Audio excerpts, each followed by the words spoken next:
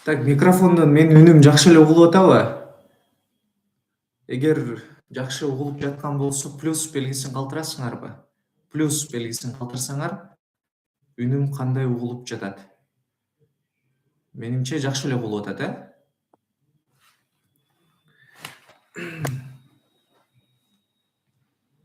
Эң сонун. Жакшы. Көрүүчүлөр дагы көбөйүп калыптыр. Эң сонун.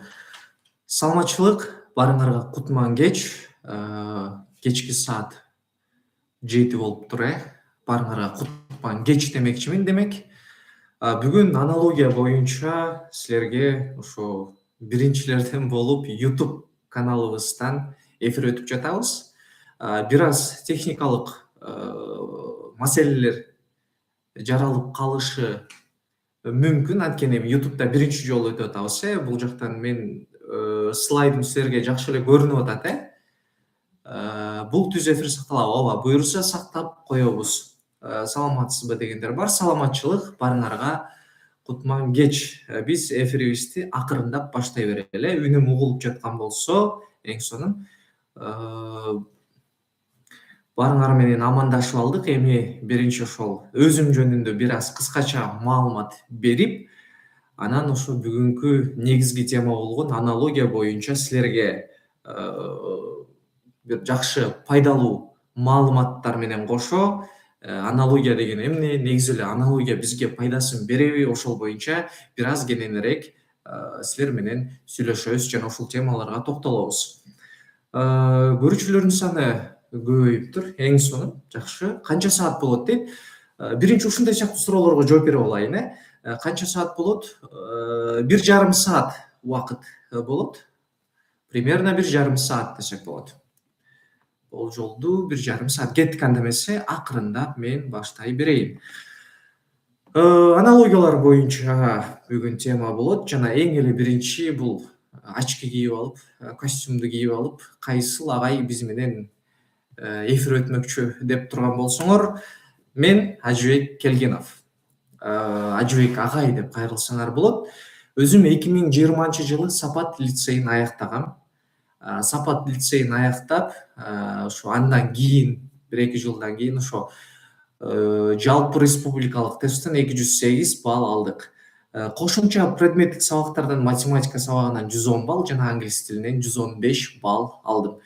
Кыргыз тили жана математикадан мугалим болуп келебиз. Дээрлик 4 жылдан бери эмгектенип келем. Мына эми ушул 2026 менен 5 жыл болот. Биринчи курсуман бери сабак берип келем десем болот. Жалпы 1000 окуучудан ашуун окуучуну ЖРТга даярдадым. Оффлайн форматта дагы даярдап жүрөбүз жана онлайн форматта дагы даярдап жүрөбүз. Анан негизи мен сабак берүүдөгү мындай өзгөчөлүктөр боюнча айта кетсем, IQ тест, профориентациялык тесттер, окуучулар менен индивидуалдуу сүйлөшүүлөр, же болбосо профессияга даярдоо боюнча дагы бир аз ошол багытта дагы көбүрөөк изилденип жүрөм. Ошол багытта дагы окуучуларга өзүмдүн советимди, кеңештеримди берип келем. Анан окуучуларга билим алып, рахат алган агайлардан болом. 2020-жылы нарын Сапат Сибат деп уксаңар керек. Ал лицейди аяктагандан кийин Кыргыз-Түрк Манас университетинде компьютердик инженерия факультетинде окудум. Анан баарыңарда эле суроо болсо керек, бул агай өзү компьютердик инженерия факультетинде окуптур, кошумча сабактарын математикадан алыптыр, англис тилинен алыптыр дагы. Такыр кыргыз тилге тиешеси жок агай кантип кыргыз тилинен сабак берип калды десеңер, мен негизи эле 10-класстан 11-класска чейин ошо кыргыз тили олимпиадасына катышкам, атайын ЖРТга даярданайын деп. Менимче жардамын берди. Олимпиадага катышуу жардамын берди, жана дагы азыр дагы кыргыз тилинен сабак берип келем. Эми кыргыз тил десе эле аналогияны билесиңер, аябай нукура сөз менен сүйлөбөсөк да, нукура сөз менен жөн эле сөздүн асылын терип сүйлөгөн мугалимдер керек эмес. Аналогияны негизи эле ЖРТ дагы кыргыз тилин түшүнө билүүдө, бул жакта албетте логика керек. Жаштар менен тагыраагы, мен эми өзүм мектепти бүтүргөнүмө 5 эле жыл болду да. Демек менден кичүүрөөк муундар менен жакшы тил табышып кете алам деп айта алам, эми улуу муунга салыштырмалуу. Ошол себептүү бир аз жакшыраак өзүмдү мындай көрсөтө алаттырмын окуучулардын арасында. Ошол мен тууралуу бир аз кыскача маалымат ушундайча. Силерде бул жакта суроолор болсо, суроолорго дагы жооп бере кетейин. Кынакей азыр бул жактан эмени ачалы. YouTube'дан көрүнүп атат,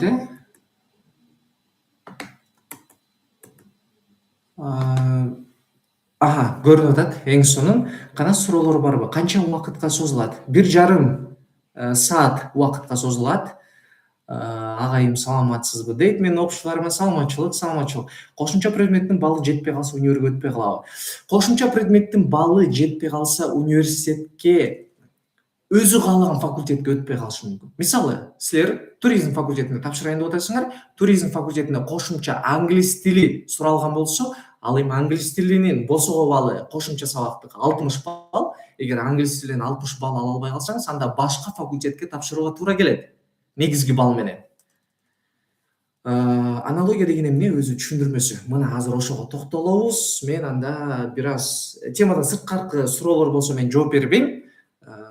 Дароо эле аналогияга өтүп кетейин. Математиканын тандоосу боюнча айтып бересизби? Булар боюнча мен акыркы немеде айтып берейин. Эфир бүткөндөн кийин азыр эми аналогия темасы болуп аткандыктан бир аз сөздү кыскарталы. Кеттик анда. Өзүм жөнүндө тааныштырдым. Аналогия, окшоштуктар. Аналогия деген эмне? Эми бул жакта YouTube каналда окуучулар эле эмес, улуу муундагы дагы мугалимдер отурса керек, ата-энелер отурушу мүмкүн. Аларга жеткиликтүү тил менен азыр түшүндүрүп берем. Аналогия бул предметтердин дегенде бул заттардын, көзүбүзгө көрүнгөн заттардын, көзүбүзгө көрүнгөнү бар, көрүнбөгөнү дагы бар деп коелу. Ошол заттардын, кубулуштардын кандайдыр бир белгисине жалпылыгына карата келип чыккан окшоштугу, бири-бирине болгон окшоштугу эле аналогия деген ошол.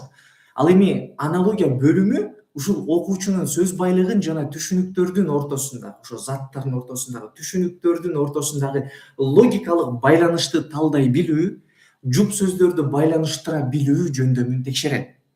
Мисалга, бул жакта казы карта турат, көрүп атасыңар. Бул жакта 5 бармак турат. Эми экөөнүн байланыштырып турган нерсе эмне? Экөөнү байланыштырып турган нерсе тамак деп билебиз. 5 бармактагы казы картадагы бул тамактын түрү. Эми демек экөөнүн ортосундагы логика, экөөнү байланыштырып турган нерсе тамак аш деп билип атабыз. Эми жөнөкөй сөз менен түшүндүрүп берейин. Мисалы, силер бул дүйнөгө келдиңер. Жаңы эле ына деп ыйлап бул дүйнөгө келип эле бизди ата-энебиз колго алат. Алып эле биздин көзүбүз бир 2-3 күн көрбөйт болсо керек. Мындай тунарыктап көрүнөт. Андан кийин эле көзүбүз акырындап ачылып келип анан апабызды тааныйбыз. Апабыз бизге өзүнүн ак сүтүн берип, бизди азыктандырып турган бир зат болот. Анан карайсың, аябай назик жан болот, Анан бул апа экен деп билебиз. Эми карагыла. Андан кийин эле кичине бир убакыт өткөндөн кийин эле мындай апабызга салыштырмалуу мындай чоңураак, күчтүүрөөк келген бир кишини көрөбүз. Бул көрсө атабыз экен деп акырын ошол маалда эле көзүбүзгө көрүнгөн нерселер аң сезибизге кире берет. Ошентип отуруп, мына көрдүңөр силер төрөлгөндөн тартып, анан ата менен апанын ортосундагы айырмачылыкты байкап баштайбыз. Апа бул назик жан экен. Апа бул тамак аш жасап мени тойгузуп атат дейсиң. Бирок баарыбызды тойгузуп турган нерсе ата экенин дагы кийинчерээк байкап баштайбыз.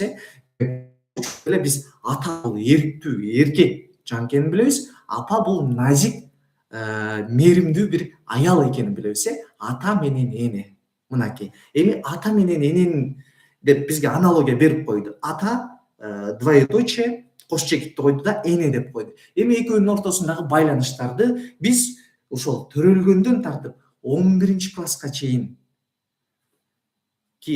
баардык акылыбызды салып туруп, анан ортодогу байланышты издейт-экенбиз. Эми ата менен эненики мен айтып бердим. Андан кийин басып отуруп дүйнө тааным кеңейе берет. Достор менен таанышабыз, ошентип отуруп сөздөрдү үйрөнөбүз, айтор бүт нерсенин баарын мээбизге киргизип, сиңдире беребиз. Мээбиз менен кабыл ала беребиз.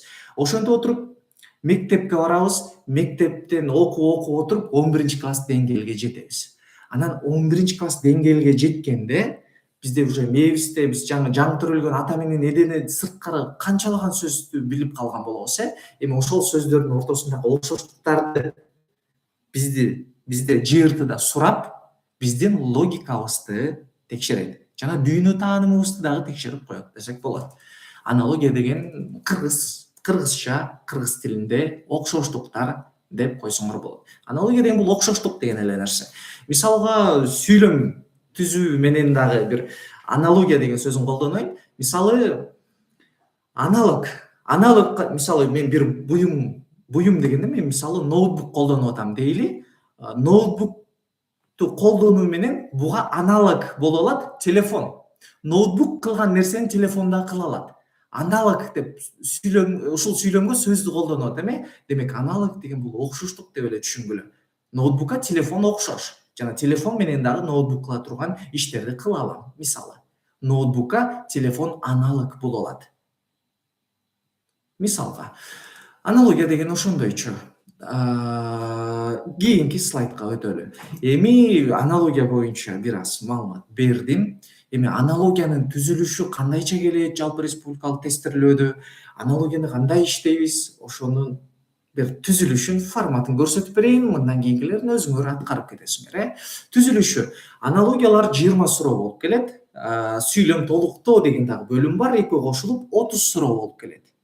Жалпысынан 30 суроо, аткаруу убактысы 30 мүнөт. Демек, ар бир суроого 1 мүнөттөн кетет деген нерсе.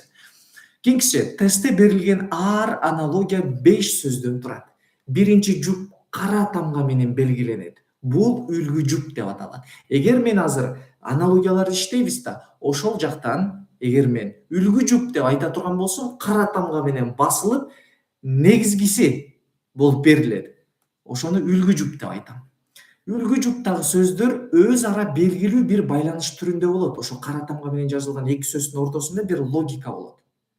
Үлгү жуптан кийин жооп варианттары А, Б, В, Г берилет. Демек, жалпы 5 болот. Окуучунун милдети үлгү жуптагы логикалык, үлгү жуп дегенде жана кара тамга менен басылып жазылган эки сөздүн ортосундагы логикалык байланышты табуу менен ошол логикалык байланышка окшош, аналог, окшош болгон варианттарды астынан издейбиз дагы, туура вариантты белгилейбиз ошол жактан. Аналогиянын түзүлүшү жана аналогия деген мына ушундайча. Канакей, суроолор болсо мен жооп берейин. Бул жакта азырынча суроо деле жок окшойт. Кеттик анда. Эми мындай. Аналогиянын түзүлүшү боюнча силерге көрсөтүп бердим. Аналогия деген эмне экенин көрсөтүп бердим. Эми бир аналогия иштейли силер менен биргеликте. Окшоштуктарды табуудагы кадамдар. Үлгү жуптагы сөздөрдүн ортосундагы байланышты туура табуу, табылган байланышка дал келген жоопту варианттардан издөө. Мисалы, ит күчүк деп турат, Азыр муну баарыңар жооп бергенге аракет кылгылачы. Ит күчүк деп турат. Ит күчүк деп турат. Бул үлгү жуп, эталондук жуп же үлгү жуп. Мен жана айтып кеттим, Эми ит күчүк деп турат. Варианттарда А, Б, В, Г деп турат. Ит менен күчүктүн ортосундагы логиканы табуу менен биз ылдыйкы варианттарга түшөлү. Ылдыйкы варианттарга түшүп, кайсы логика дал келип атат. Бүт орундар менен кошо байкап карагыла. Үлгү жуптагы сөздөрдүн байланышы эне бала. Азаматсыңар баары Б деди, эң сонун. Эне бала. Мисалы, ит деген бул энеси, күчүк анын баласы. Бул жакта мындай да, окуучулар арасында азаматсыңар баары Б деп жооп берди, эң сонун. Окуучулар арасында бул нерсени эми билгендер көп эле. Бул эфирде ата-энелер дагы болушу мүмкүн, аналогияны жаңы түшүнүп аткандар да болушу мүмкүн. Аларды дагы туура кабылдап коюңарды суранам. Мисалы, кээ бирөөлөр Д деген вариантты белгилеп атышат. Балким болот бул нерсе. Ошондуктан мен аябай чайнап түшүндүрүп берем. Баарыңар аналогияны аябай жакшы билгендер тажап кетпей көрүүңөрдү суранат болчумун. Ал эми аналогияны жакшы билбегендер силерге эң сонун бир мүмкүнчүлүк. Кеттик. Иттин баласы күчүк деп издейт экенбиз. Түлкүнүн баласы ит эмес. Демек, А варианты туура эмес. Койдун баласы козу. Туура. В-ны карасак, музоонун баласы уй дейт. Жок, уйдун баласы музо. Көрдүңөрбү? Могул жактан эмне болуп атат? Орундар алмашып кеткенин байкап атасыңар. Мына иттин баласы күчүк болот. Мен курсор менен көрсөтүп атам. А бул жакта тескерисинче уйдун баласы музоо деп орундар алмашып кеткенин байкап атабыз. Демек бул туура эмес. Бизде орун туура келип атат да Б вариантында. Демек В туура эмес. Гны карасак жылкынын баласы музоо, жок, жылкыныкы кулун болуш керек. Демек бул жакта туура жооп албетте Б варианты болуш керек, баарыңар айткандай. Жакшы. Кийинки суроого, кийинкилерин өтөлү. Эми ушул жактан дагы түшүндүрө кетчү нерсе бар.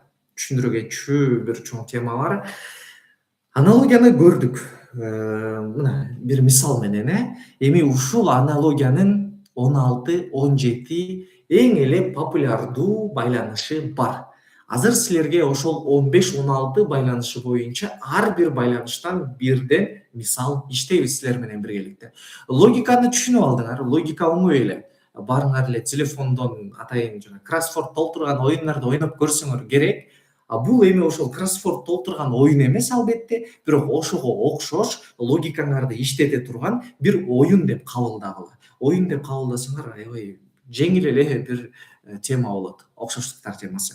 Анан мен 15-16 байланышты өтүп берем да силерге. Бирок жалпы республикалык тестирлөөдө көпчүлүк окуучулар ойлойт, ушул 15-16 эле байланыштан келет деп. Жок. Мен азыр силерге өтүп берип аткан 15-16 байланыш булар эң эле популярдуу байланыштар. Силер ушул эң эле популярдуу болгон 15-16 байланыштын логикасын түшүнө билсеңер, мындан сырткары дагы башкача мындай, кандай десем, башкача тематикадагы аналогиялар келсе дагы силер туура жооп бере аласыңар. Кеттик. Анда биз акырындап байланыштын түрлөрүнө өтө берели жана ошол байланыштардын түрү боюнча бирден мисалды иштей берели.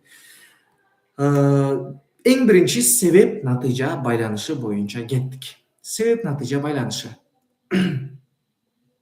Могул жакты карайлы эми. Кайсыл вариант туура деп ойлойсуңар? Себеп менен натыйжа деген эмне? Жашоо өзү себеп натыйжадан турат, Биринчиси мындай, натыйжа деген бул эмне дейли? Финиш дейли, финиш деп коелу. А себеп финишке жетиш үчүн эмне себеп кылышың керек? Эмне кылышың керек? Чуркашың керек. Чуркашың керек. Демек, чуркаган бул действие, процесс, а натыйжада сен уже финишке жеттиң деген нерсе.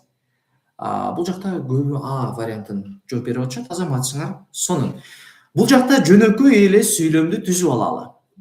Жөнөкөй эле сүйлөм түзөлү. Кеттик эми. Жагымдуу болгондуктан жактырабыз деген сүйлөм түзсөк болобу? Ооба. Мисалы сага билбейм, бир адам жөнүндө болсун, мисалы ар бир адам жактырат, ар бир адам мындай бир адамды симпатия кармайт десек болот, баарыңарга жактырган тема болсо керек. Жагымдуу, мисалы бир адам сага жагымдуу болуп атат, ал жагымдуу болгондуктан сен аны жактырасың. Кеттик А варианты. Сага бир тема кызыктуу болуп атат, кызыктуу болгондуктан кызыгасың. Албетте. Логикалык жактан дагы, сүйлөм түзүү жактан дагы А варианты дал келип атат. Балким Адан дагы жакшыраак келген болушу мүмкүн. Келгиле Бны карап көрөлү. Ал таза болгондуктан тазалайбыз. Ал кир болсо тазалашыбыз мүмкүн. Таза болсо аны эмнеге тазалайбыз? Бсы туура эмес. Всы бекем болгондуктан бекитебиз дейт. Жок. Ал бекем болуп атса эмнеге бекитишибиз керек? Аз болгондуктан азайтабыз. Бул дагы туура келбей калып атат. Көрдүңөрбү? Өзүңөр сүйлөм түзгөндө эле, анан бир аз ойлонуп койсок эле туура жообу чыгып калат. Эми карасаңар, биз жана ит күчүк деп конкреттүү нерселерге карата аналогия суроосун иштегенбиз, азыр болсо абстрактуу болуп калды. Анан окуучуларда ушул проблема бар. Биз азыр визуалдык жактан аябай күчтүү болуп кеткенбиз да, сүрөттөлүш жагынан. Мындай, биз азыр сөздөргө көп маани бербей калганбыз. Сөздөрдүн кандай сонун экенин мындай рахаттанбай калганбыз. Азыр биз көз менен гана, көзүбүз менен тиги сонун экен, бул жакшы экен деп мындай кооздукту көз менен эле берип коебуз. Кооздукту сөз менен айткан азыр азайып калган. Жагымдуу, жактыруу деген булар сезимдер болуп атат да, сен буну кармай албайсың, сен буну мындай көз менен дагы көрө албайсың, буну сезет да. Ушундай сыяктуу суроолор келгенде окуучулар көбү жаңылышып калат. Мындай жагымдуу, жактыруу кандайча болуп атат деп, анан тазалоо болсо керек деп, ушинтип туура эмес варианттарды белгилеп алышат. мындай сөздүн маанисин түпкүрүнөн түшүнүп, логикабызды бир аз иштетип, анан туура сүйлөм түзүп койсок эле аналогиядан туура жоопту оңой эле тапкан болобуз. Кеттик, эми буну текшерип көрөлү. Ооба, сүйлөм түзүп алсак, жагымдуу болгон үчүн жактырабыз, ошондой эле кызыктуу болгон үчүн кызыгабыз. Кийинки суроого өтөлү. Бүтүн бөлүк байланышы. Аха.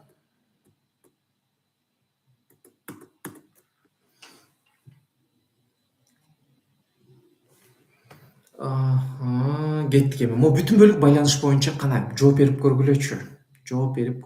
Бүтүн бөлүк байланышы боюнча. Г варианты дейт.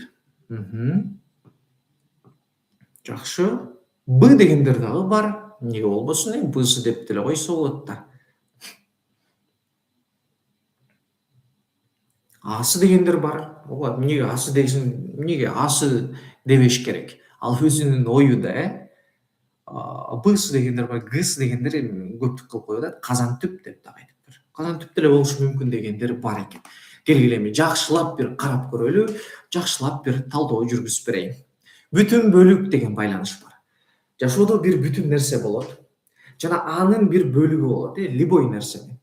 Каалагандай нерсе. Мисалы бир машинаны бүтүн деп алсаң, анын кандай бөлүктөрү бар? Анын эшиги бар, анын мотору бар, анын билбейм, терезеси бар. Айтор бүт бөлүктөргө бөлүп салсак, ошол бөлүктөр биригип бир бүтүндүктү түзөт, ал машина деп коелу. Мисалы автомобиль, автоунаа кыргызча айтканда.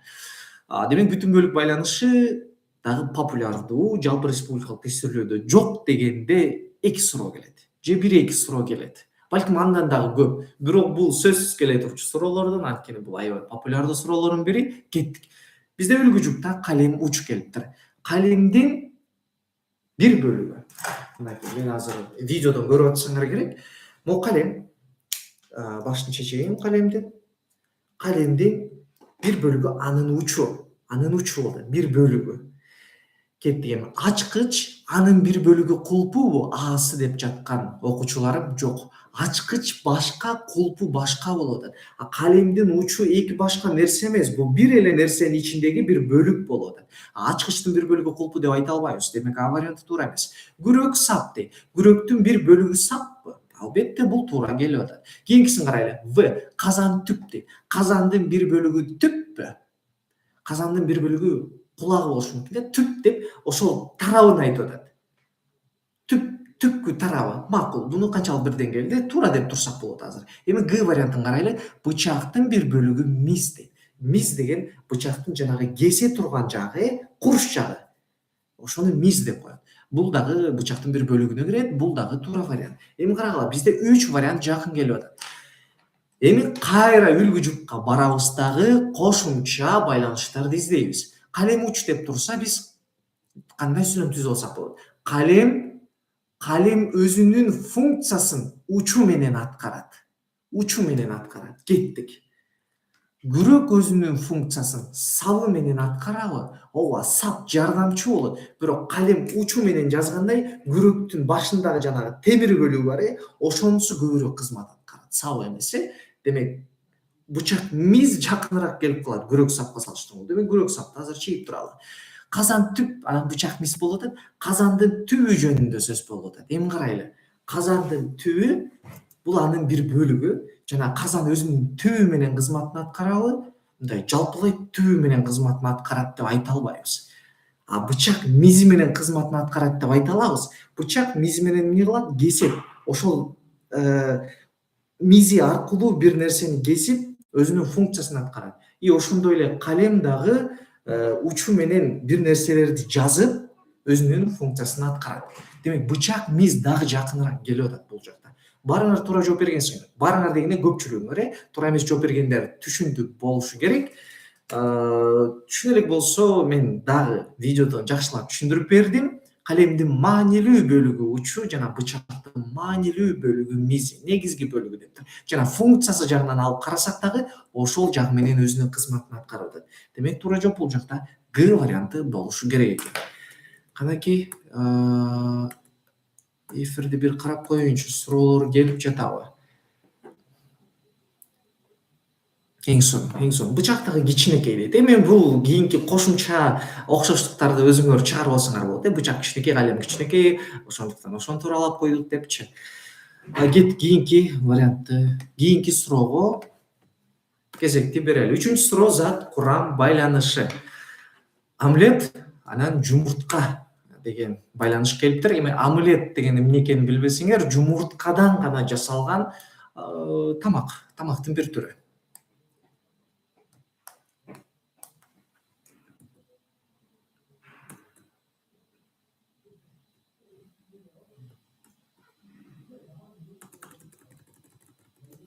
Жумурткадан жасалган тамактын бир түрү.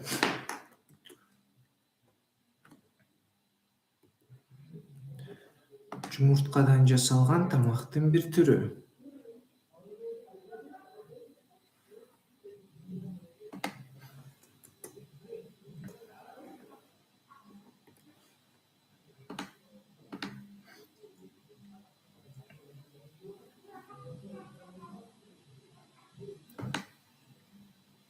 Жумуртадан жасалган тамактын бир түрү. Ой, бул жакта эмне көрүнбөй калдыбы? Делиться кылдык. Жооп бергендер бар, сонун. Канакей. Экран көрүнүп атабы, ыя? Менде экран көрүнбөгөндөй сезилип атат да. Эмнеге көрүнбөйт? Көрүнүш керек да. Жок дейт. Азыр. Ушинтип экранды басып атам, бирок чыкпай атат. Ушундай проблемалар бир раз жаралып калып атат азыр. Мен койгонго аракет кылайын. Поделицаны бастым. Чыкты. Болуш керек. Ооба, чыкты. Эми көрүндү окшойт, Кеттик. Зат курам байланышы боюнча омлетти жооп берди. Менимче көпчүлүгү жооп берди. Эң сонун көрүнүп атат дейт. Эң сонун. Кеттик эми. Омлет жумуртка. Омлет жумурткадан жасалат деген сүйлөм түзүп алалы. Зат курам. Бул жакта курамы, омлеттин курамы жумуртка. Же болбосо силер көпчүлүгү ушундай сүйлөм түзсө керек. Омлеттин курамында жумуртка бар. Же омлет жумурткадан жасалат. Талкан арпадан жасалабы? Ооба, талкан арпадан жасалат. Салат туздан жасалабы? Жок. Салатка туз кичине эле кошобуз. Биз омлетке жумуртканы кичине эле кошуп койбойбуз да. Демек, Б вариантын туура эмес деп туралы. Нан ундан жасалат. Туура, бул кыям балдан жасалат. Кыям деген эмне? Варенье. Варенье балдан жасалабы? Жок. Канчалык бир деңгээлде кошулмалар болуп жасалышы мүмкүн, бирок негизи эмес. Эми кеттик. Омлет жалгыз гана жумурткадан жасалат. Жалгыз гана. Жумуртка эгер бул дүйнө жүзүндө жок боло турган болсо, анда омлет дагы жок болмок. Омлет жалгыз жумурткадан жасалат. Талкан жалгыз арпадан жасалабы? Жок. Жүгөрүдөн дагы талкан жасалат. Демек, А варианты алыстап атат. Ал эми В вариантын карасак, нан ундан жасалабы? Жасалат. Нан ундан башка нерседен жасалабы? Жок. Нан жалгыз гана ундан жасалат. Демек, туура жооп бул жакта В варианты болушу керек экен. Зат курам байланышы бул дагы аябай популярдуу байланыштардын бири. Бир зат болот жана заттын курамы жөнүндө. Бүтүн бөлүк анан зат курамды алмаштырып албагыла. Курам бул орусча айтканда состав. Зат бөлүк дегенде анда бир нерсенин бөлүгү жөнүндө. Часть болот, часть. Бир бөлүгү жөнүндө. Анан зат курам менен ошол бүтүн бөлүктү неме кылып коюшат, атайын аралаштырып, башыңарды аралаштырып суроо берип коет, анан көбүбүз жаңылып кала беребиз. Кийинки суроого батыраак өтөйүн. Мен кичине батыраак өтпөсөм. Талкан деген эмне дейт? Талкан бул арпадан, негизи көпчүлүгүбүз арпадан билебиз. Арпа деп эле түшүндүрүп бере берейин. Дан эгиндеринен дейт негизи. Арпаны атайын эмне кылат? Тегирменден өткөрүп, майда бир пайда болгон нерсени талкан деп коет. Майда данды талкан деп коет.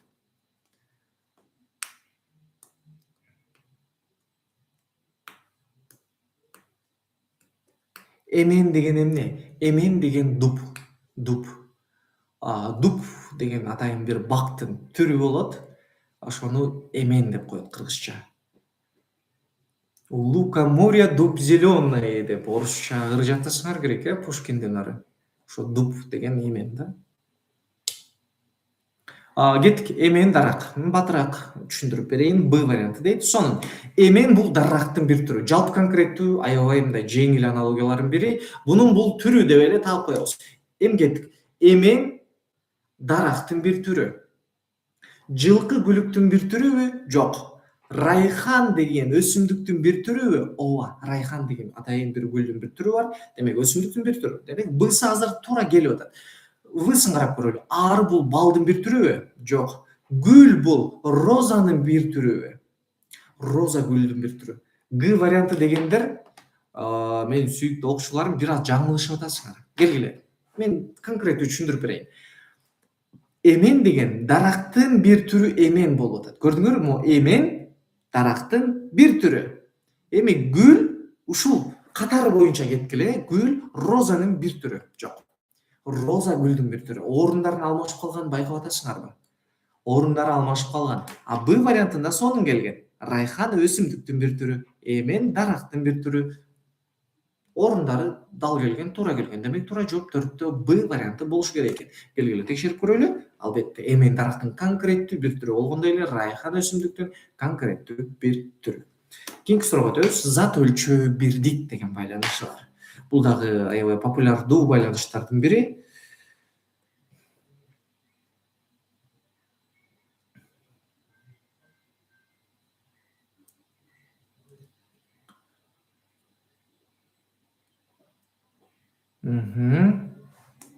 Жакшы. Жооп берип аткандар бар.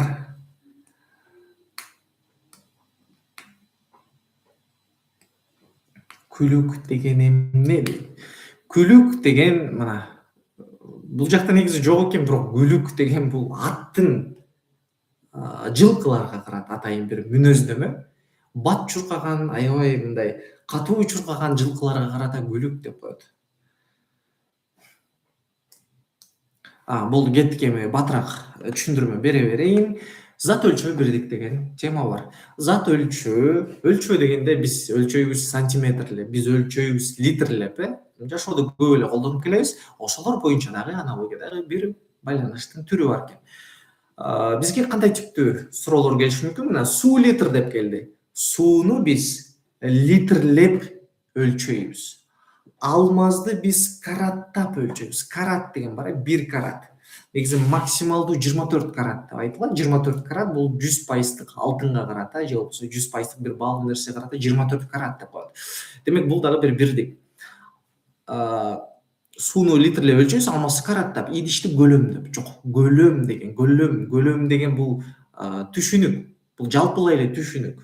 Көлөмдү биз литрлеп деп айтсак болот. Демек бысы литр сыяктуу келген жок, мына сантиметр деп келген жөн эле көлөм деп койду. Бысы туура эмес, акырында алмаз карат туура болот. Жол узундук дагы бул бир түшүнүк. Узундуктун ичинде сантиметр, миллиметр, километр. Демек бысы дагы узундук дал келбей калды. Гысын карасак китеп калыңдык дейт. Китепти калыңдыгына карап, калыңдык, мисалы 1 калыңдык, 2 калыңдык деп айтпайбыз да, же болбосо мындай жөнөкөй эле сан менен сүйлөм түзүү аркылуу силерге оңой жоопту таап берейинби? Менде 3 литр суу бар. Менде 3 караттык алмаз бар. Менде 3 караттык алмаз бар. Туура келип атат. 3 литр суу туура келип атат, бул үлгү жупта. Бысын карасак 3 көлөмдүү идиш бар. 3 көлөмдүү десең сен кандай түшүнөсүң? Жок, эч кандай түшүнбөйсүң. Менде 3 узундук, мен 3 узундук жолду басып өттүм. 3 узундук, кайсы узундук? Узундугун канча метр? Билбейбиз. Калыңдык деле ошондой. Менде 3 калыңдык китеп бар. 3 калыңдык дегенде кайсы калыңдык жөнүндө сөз болду? Литр дегенде дүйнө жүзү боюнча 1 литр деген бизде 1 литр болсо, Америкада деле 1 литр, Кыргызстанда 1 карат алмаз, Америкада деле 1 карат алмаз. Так конкреттүү берилген. Демек туура жооп агасы болуш керек. Карайлы. Анда 3 литр суу бар, мен айткандай, анда 3 карат алмаз бар. Жөнөкөй эле, оңой эле табыла турчу байланыштардын бири. Кийинки байланышка өтөбүз. 6-чы түшүнүк таасир байланышы.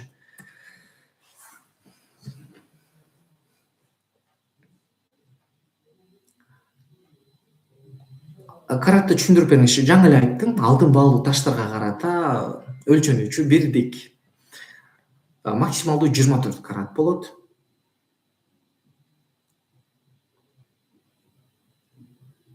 Америкада фут болот го деп. Бунун баары бирдик. Негизи ооба өздөрүнүн бирдиктерин колдонуп миля деп деле колдонуп көбүнчө миля менен айтышат. Километр эмес, миля менен айтышат. Миляны биз деле колдонобуз. Ал жактагы 1 миляң 1600 канча метр болгон сыяктуу эле бизде деле ошол эле метр. Дүйнөдө CI Unit System деген бар. Дүйнөлүк бирдиктүү система. Биздеги 1 метр ал жакта деле 1 метр деп. Мен ошону айткым келген. Жооп катары окуучуларыма айтып жатам. Шоуна деген эмне дейт? Шоуна деген жакшы суроо болду. Шоуна деген атайын мен кичинекей кезде чоң эм ошо жанагы жүндөн жипти ийирип, анан тоголок кылып жипти ийирип койчу да. Ошол тоголок кылып ийирип аткан жип, мындай байкасаңар калыңыраак жип болот. Бир аз калыңыраак болгон жип да. Ошол жипти шоуна деп коет. Ошол жипти калыңыраак келген, жүндөн ийрилген жипти шоуна деп коет.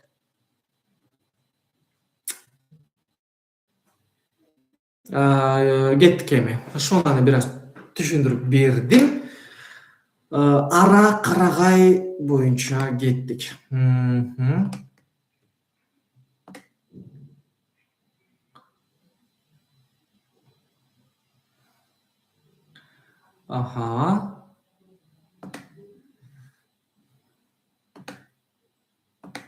Ара карагай. Ара карагайга түшүнүк таасир деген байланыш бар, бири-бирине таасирин тийгизет. Ара карагайга эмне кылып таасирин тийгизет? Ара карагайды кыйып салуу менен таасирин тийгизет. Кеттик. Ошондой логика менен. Кайчы шоунага кандай таасирин тийгизет? Шоуна дегенде жип дедим, кичинекей мындай жөнөкөй эле сөз менен айтайынчы, мындай жип болду, жип деп эле түшүнгүлө. Кайчы шоунага кандай таасир менен тийгизет? Кайчы шоунага кесип салуу менен таасирин тийгизет. Шакек манжага кандай таасирин тийгизет? Шакек манжага жөн эле кооздукту берүү менен таасирин тийгизет. Кет менен топуракка кандай таасирин тийгизет? Кет менен топуракты жумшартуу аркылуу балким таасирин тийгизет. Тегир менен буудайга кандай таасирин тийгизет? Тегир менен буудайды жанчып салуу менен. Эми жакшылап карай турган болсок, логикалык жактан ара карагайды кыйып салуу менен таасирин тийгизгендей эле, кайчы дагы шоунаны кесип салуу менен таасирин тийгизгендей эле экөөнүн логикасы окшош келип калды. Байкап атасыңарбы?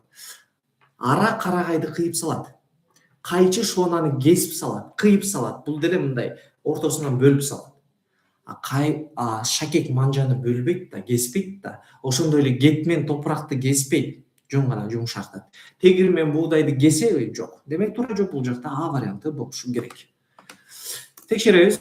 Ара карагайды кесип салган менен ага таасир этет, кайчы шоунаны кесип салган менен ага таасир этет. Демек туура жооп бул жакта А варианты болду. Бул байланыш да аябай популярдуу байланыштардын бири. Мен ар бир байланыш боюнча силерге мисал көрсөтүп берип атам. Бунун максаты эмне? Аналогияда ушундай түрлөрдө келген байланыштар бар. Ар бир байланыш боюнча мындай маалыматыңар болсун деп атам. Бул биринчиден. Экинчиден, ар бир байланыш боюнча мисал аткарып атасыңар. Демек, ар бир мисалдан өзүңөрдү текшерип алып атасыңар да. Меники бул байланыш боюнча туура эмес болуп атат. Меники бул байланыш боюнча туура болуп атат деп, Анан эмне кылып атасыңар? Демек, туура эмеске карап анализдейсиңер да. Демек, мен түшүнүк таасир байланышын туура эмес кылдым. Демек, мен көбүрөөк ушул байланыш боюнча иштешим керек экен деген мындай өзүңөргө кандай бир ушундай результат чыгарып аласыңар да. Анан ошонун аркасы менен өнүгүү болот. Кийинкиси маанилеш түшүнүктөр байланышы. Маанилеш деген эмне? Синоним. Эки окшош байланыштарды эле издеп коебуз. Бул аябай кандай оңой аналогиялардын бири.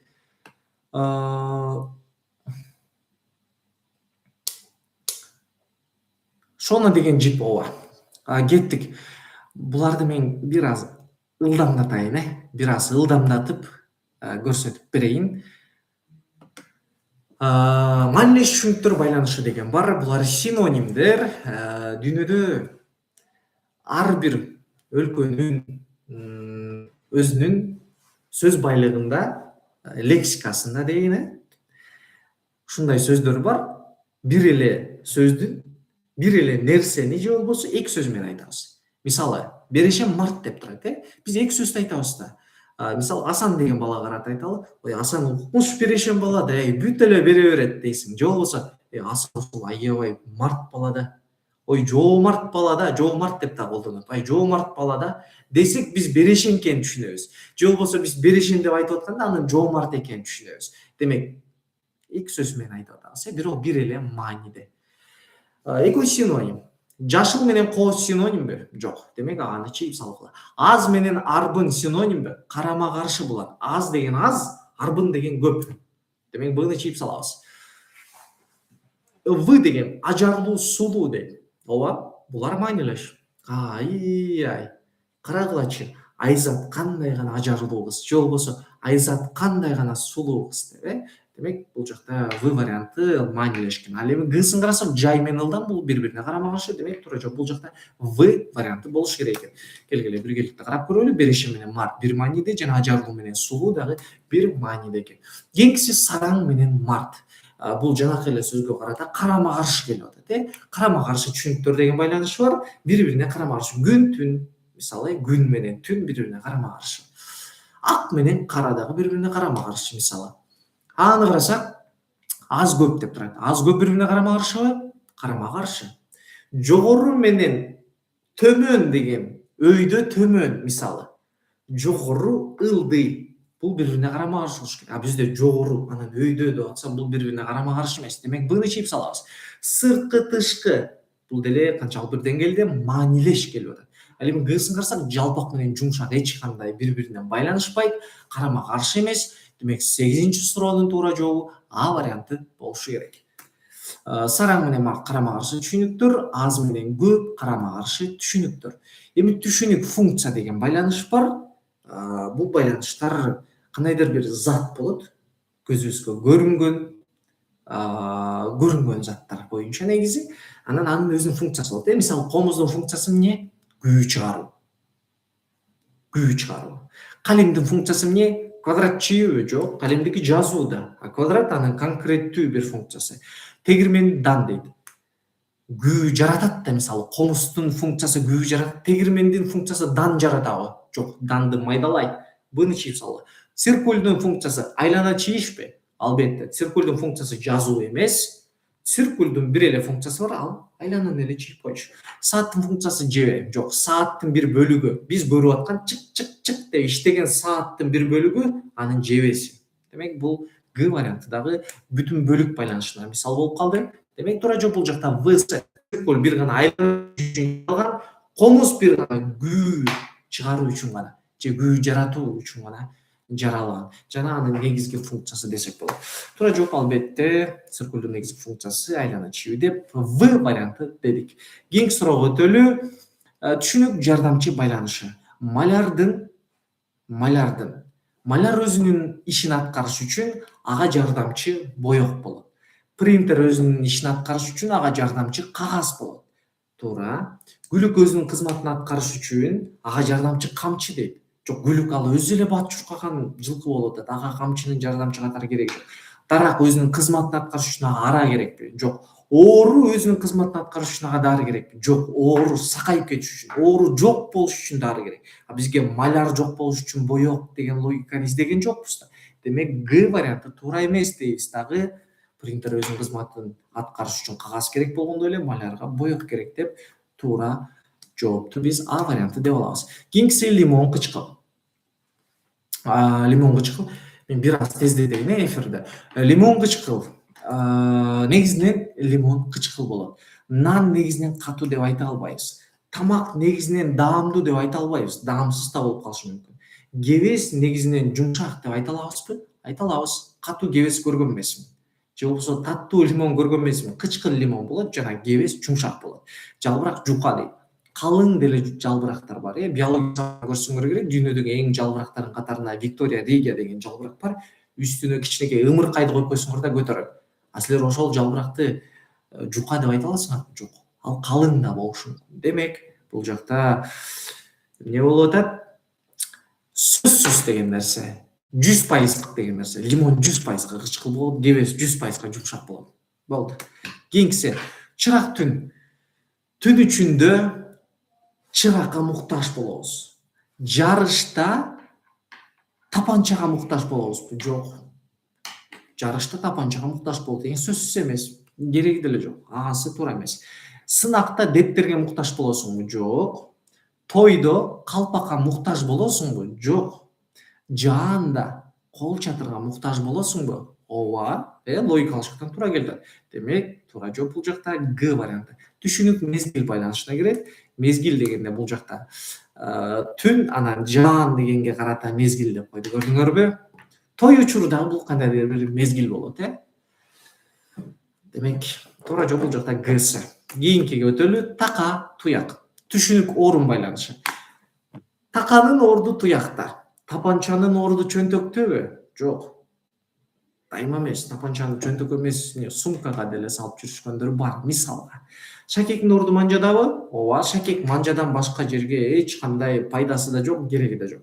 Кийимдин орду сандыкта эмес, кийимдин орду денебизде болуш керек. Компастын орду моюнда деп бул такыр туура эмес кылып коюптур. Туура катары эми айтып атса керек, моюнда эмес. Демек, туура жооп бул шакектин орду манжада, таканын орду туякта гана болуш керек. Туура жооп Бсы. Таптоо ат чабыш. Ирет байланышы, Аттар тапталгандан кийин анан ат чабышка катышат.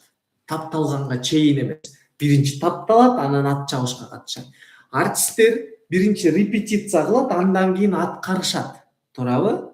Биринчи репетиция кылат, анан аткаруу иши болот. Аткаруу ишин спектакль деп коет, Биринчи бышырып анан от жагабы? Жок, биринчи от жагып анан бышырат. Демек, бул варианты туура эмес. Биринчи жыйынтык кылып анан сынак? Жок, биринчи сынак кылып туруп анан жыйынтык чыгарат. Биринчи сабак болуп анан Гсын карайлы. Биринчи сабак болот, андан кийин баа коюлат дейт. Ооба, бул орун жагынан туура келгенсип атат. Бирок бул жакта ат чабыш жана аткаруу дегендер булар процесс болуп атат. А баа коюу бул уже жыйынтык болуп калып атат. Демек, туура жооп бул жакта көпчүлүк пайыз менен А варианты дагы логикалык жактан жакын келип атат. Кийинки байланышка өтөйүн. Батыраак өткөнгө аракет кылып атам, Бир аз чоюлуп кетип атат. Силер менен биргеликте аткарганда. Азыркы дагы мындан кийинки аябай кызыктуу темам бар. Ошону дагы өткөнгө жетишип калайын. Түшүнүктөрдүн даражалары байланышы деген тема бар. Бул сүйөнүү жөлөнүү. Биринчи, мындай адам сүйөнөт. Сүйөнүү деген жөлөнгөнгө чейинки даражадагы сөз. Сүйөнүү жөнөкөй эле мындай. Жөлөнүү деген аябай жөлөнүү болгон болсо, сүйөнүү кичине эле жөлөнгөндү сүйөнүү деп коет. Демек, сүйөнүүнүн күчөтүлгөнү жөлөнүү. Чоюлуунун күчөтүлгөн варианты созулуубу? Жок. Чоюлбачы, созулбачы бир эле айтылат, Бышыруунун күчөтүлгөн даражасы кургатуубу? Жок. Топтоонуку дагы шыпыруу эмес, ал эми гүлүүнүкү мындай эле күлүп каткырып боор эзилген бар, Демек, бул жакта даража жөнүндө сөз болуп атыптыр. Сүйөнүү жөлөнүү деген даража байланышы болгондой эле Г варианты дагы даража байланышы. Жана орду дагы солдон оңду көздөй көтөрүлүп кетип атат, Сол жакта сүйөнүү жана анын күчөтүлгөнү жөлөнүү болуп өйдө көтөрүлүп кетип атат даражасы. Ошондой эле гүлүүнүн күчөтүлгөн даражасы каткыруу деп көтөрүлүп кетип атат. Солдон оңду көздөй. Ошол 15 байланыш боюнча ушундай байланыштын түрлөрү. Булар эң эле популярдуу байланыштардын түрлөрү. Суроолоруңар бар болсо бул жакка берсеңер болот. Канакей, азыр мен немеге чатка коеюнчу. Чатчай калып жатат. Бул жака жооп берип атыптырбыз. Эң сонун. Эми азыр аналогияны табуудагы аябай кызыктуу лайфхактарды көрсөтөм. Кантип аналогияны таап алсак болот, кандай жолдор менен таап алсак болот. Азыр ошол тема боюнча бир аз силерге неме кылып берейин, сабак сыяктуу кылып бир 5-10 мүнөтүңөрдү алам. Андан кийин ушундай практика менен аябай кызыктуу силерге лайфхак көрсөтүп берем. Канакей, бул жакта сүйлөм толуктоо боюнча да бир аз маалымат бере аласызбы дейт. Сүйлөм толуктоо боюнча жарайт, бере кетейин. Сүйлөм толуктоо боюнча берсек, сүйлөм толуктоо аналогия бөлүмүнүн ичине кирет, 10 суроодон турат. Жана аналогияга берилген балл сүйлөм толуктоого дагы берилет. Сүйлөм толуктоодогу логика кандай? Аналогияга эле окшош келет. Окшош деген ал жакта сүйлөм, албетте өзү айтып аткандай. Жана сүйлөмдүн ортосунда боштукчалар болот. Ошол боштукчаларга ошол сүйлөмдүн маани, маңызы, логикасы туура келгендей кылып, варианттагы сөздөрдү ошол боштукчаларга коюу менен аткарасыңар. Жана туура жоопту ой жүгүртүү менен албетте таап алсаңар болот. Ошондой жалпылай 10 суроо келет ал жакта. Аналогиянын түрлөрү көрүнүп атат. Экран көрүнүп атабы? Аналогиядан канча балл алыш керек? Аналогиядан негизи 30 суроодон 20 суроодон өйдө кылсаңар жакшы эле балл аласыңар негизи. 20 суроодон өйдө эле кылып койсоңор, жетет 20 суроодон өйдө кылсаңар. Бирок аны да кыла албай атышпайбы? Мен айтат болчумун, баарын туура кылганга аракет кылгыла, Жакшы. Филология тапшыруу үчүн булар уже ашыкча суроо болуп кетти. Кеттик эми кийинки аналогиянын түрлөрү боюнча өтөлү. Бир аз тездетип коесузбу деген да окуучуларым болуп атат. Мен атайын 1,5 саатка ылайыктап атам. Биздин эфирибиз 1,5 саат. Жооптор темасы болот. Анан бул жакта кээ бир окуучулар аябай ыстык менен суроосунун жоопторун күткөн окуучулар болуп калып атат. Аларга дагы жооп берип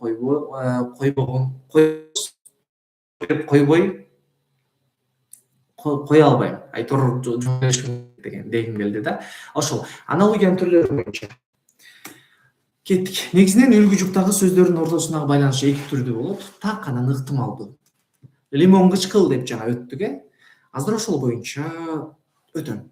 Так байланыш. Мында жуп сөздөрдүн ортосундагы байланыш дайыма белгилүү бир түрдө болот. Такыр өзгөрбөйт. Любой каалагандай аналогияны аткарып атканда ортосундагы байланышты так же ыктымалдуу деп алышыңар керек. Мисалы, кар ак. Кар 100% ак болот. Кара кар болбойт. Демек бул так байланыш. Ботаника өсүмдүк болду. Ботаника өсүмдүктөрдү изилдей турчу илим болду. Зоология өсүмдүктөрдү эмес, ботаника. Бул так. Учактын орду аэропортто болду. Так. Лимон кычкыл. Так. Лимон таттуу эмес, ачуу эмес, кычкыл. Болду. Бул так байланыш. Ал эми ыктымалдуу байланыш болушу мүмкүн аналогияларда. Ал мындай так эмес. Мындай деле болсо болот, тигиндей деле болсо болот дегендер. Мисалы, 3 бурчтук фигура. Эми фигуранын көп түрү бар да. 4 бурчтук деле фигура. 3 бурчтук деле фигура. Демек бул ыктымалдуу. Мебель жыгач деп турат, Мебель жыгачтан эмес, темирден да болушу мүмкүн. Көрдүңөрбү? Башка дагы варианттар бар. Демек булар ыктымалдуу. Демек пало даамдуу, даамсыз дагы болушу мүмкүн. Китеп кызыктуу, кызыксыз дагы болушу мүмкүн. Булар 100% эмес. Демек аналогияны иштеп атканда үлгү жупка так байланыш келсе, варианттардан так байланышты издейбиз. Эгер үлгү жупка ыктымалдуу байланыш келе турган болсо, анда варианттардан ыктымалдуу байланышты издешибиз керек болот. Эми аналогияны табуудагы стратегия, тактика аябай кызыктуу. Буну атайын көптөгөн аналогияны иштеп атып, анан ушул нерсени чыгаргам десем болот. Эң биринчи аналогия суроосу келгенде эле ортодогу байланышты карап алгыла. Бул кайсы байланышта турат? Бирок байланышты таап алуу бул өтө деле маанилүү эмес. Эң эле жакшысы байланыштуучу сүйлөм түзүп алганыңар. Туура сүйлөм түзүп алгыла. Ар башкача кылып түзгүлө, айтор туура сүйлөмдү түзгөнгө аракеттенгиле. Кийинкиси так же ыктымалдуу экенин аныктап алгыла. Мына жаңы эле өттүм, кандай нерсе так болот, кандай нерсе ыктымалдуу болот. Мисалы, пайыз менен кылсаңар дагы жакшы болот. Лимон кычкыл 100% дейсиңер. Пало даамдуу деген бул 50/50, 50 деп аласыңар, Пало же даамдуу болушу мүмкүн, же даамсыз болушу мүмкүн. Болду. Демек варианттардан ошол процентное соотношение. Ыктымалдуулук ошол процентке карап туруп жооп берип коесуңар. Кийинкиси оң же терс экенин аныктап алгыла. Орундарды байкагыла. Эгер биринчи орунга плюс келип атса, плюс издегиле, экинчи орунга минус келип атса, минус издегиле. Андан кийинки сөз түркүмүнө бир маани берип койгула. Андан кийинки логикалык жакындык. Эгер ушунун баардыгы дал келип аткан болсо, анда логикалык жакындыкка карап бир вариантты туура деп белгилейсиңер. карай берсең көнүгүштейли. Биринчи кызыл түс. Мен атайын могул жака көрдүңөр силерге түшүнүктүү болуш үчүн атайын могул жака эмне десем, лайфхак катары кичинекей кыстарма жасап койгом, кыстарып койгом десем болот. Бул жакта байланыш. Биринчи байланышты таап алгыла. Мейли байланыш маанилүү деле эмес, бсы бул байланыштыруучу сүйлөм түзгүлө. Эгер байланыштыруучу сүйлөм менен таба албаса, анда пайыз менен тапкыла. Же ушундай, же мындай. Мындай так же так эмес деп, 100% ушундай же 50/50, 50/50 дейсиңер. Андан кийин оң терсине маани бергиле, андан кийин сөз түркүмүнө маани бергиле, андан кийин логикалык байланышына маани берип коесуңар. Мону баардыгын катары менен кылгыла, катары менен кылабыз. Канакей, эфирдеги суроолорду бир карап коеюнчу. Эфирден мага суроо берип аткандар барбы? Көрүнбөй калды дейт.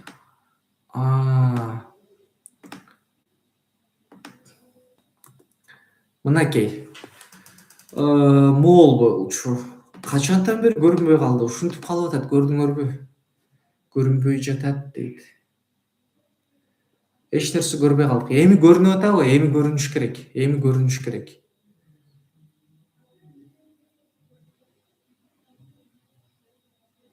Көрүнүп баштады, Мен деле көп деле слайд өткөрүп ийген жокмун, суроого деле келе элекмин, ооба. Ушундай күлкүлүү моменттер болуп калат. Ошо ютубка ошо бүгүн биринчи жолку сабак болуп атат, анан чыгып кирип кеткендерин мен өзүм байкабай калып атпаймынбы? Көрүндү, сонун. Аналогияны табуудагы стратегия боюнча жаантан бери көп нерсе айтып койдум окшойм, Силерге мындай аябай күлкүлүү момент болдубу? Карайбыз. Биринчи кайсы байланышта турат экенин аныктап алгыла, бирок негизи көрүндү окшойт, мына көрүнбөй калды деп атат. Бирок андан дагы жакшыраагы байланыштыруучу сүйлөмдү түзүп алганыңар. Андан кийин так же ыктымалдуу экенин аныктап алышыңар керек. Андан кийин оң же терс экенин, анан сөз түркүмүн, анан логикалык жакындыкты таап алсаңар болот. Эмнеге көрүнбөй жатат? Дагы эле көрүнбөй жатабы?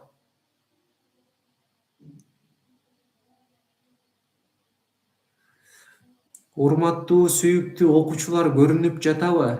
Дагы бир жолу сурап жатам. Көрүнүп жатат, көрүндү. Сонун. Жакшы, көрүнүп жатса уланта берели. Сонун.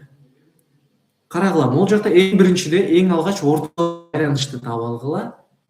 Бирок байланыштан дагы маанилүү нерсе бул жакта байланыштыруучу сүйлөмдү түзүп алгыла, Ошол эң маанилүүсү. Андан кийинкиси, мен жана айтпадымбы, лимон кычкыл деген бул 100%га так нерсе, бул факт.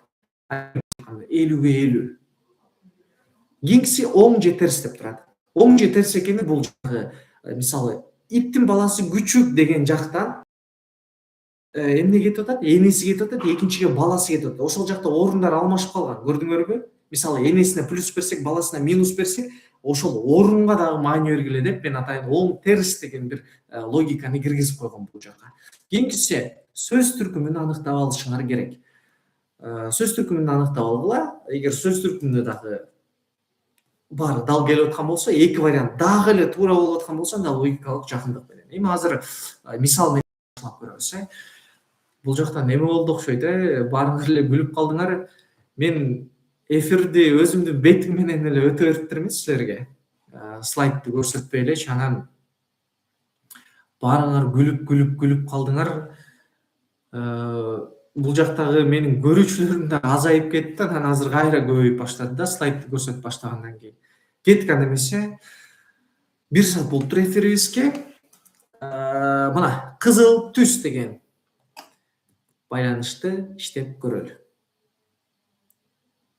Кызыл түс.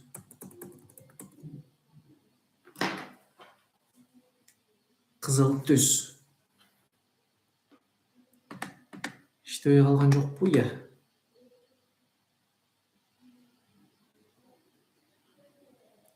Кызыл түс. Кызыл түс. Көрүнүп жатат дейт. Эми кызыл түс деген учурда мен көрүнбөй калдыбы дагы? Эме эле болуп атат,